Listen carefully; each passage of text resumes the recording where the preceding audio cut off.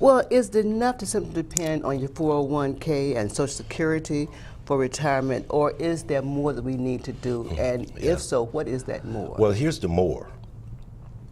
With the changes and restrictions on these pre-tax type vehicles, and we've had no training, I want you to understand that, we contributed to the 401k, we contribute to the TSP, or we contribute to the 403b if you are an educator.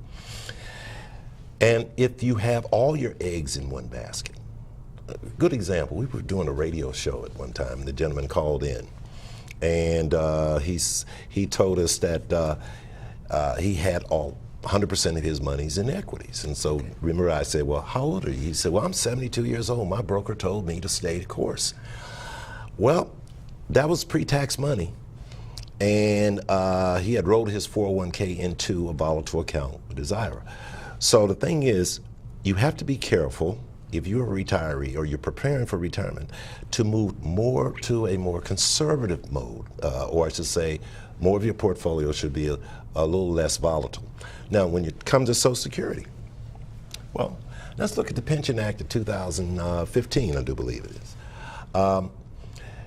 Being a married couple, there were tons of advantages, or say you can maximize your benefits, especially if you're a married couple or a divorced person.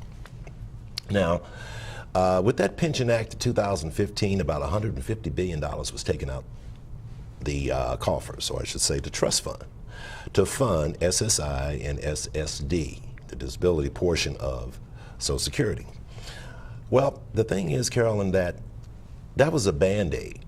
Though it funded those programs, but it ends in 2020.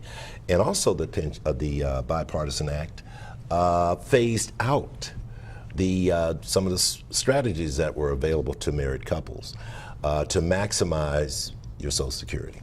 All right, so you can't really depend on Social Security. You have to depend nowadays on your own resources.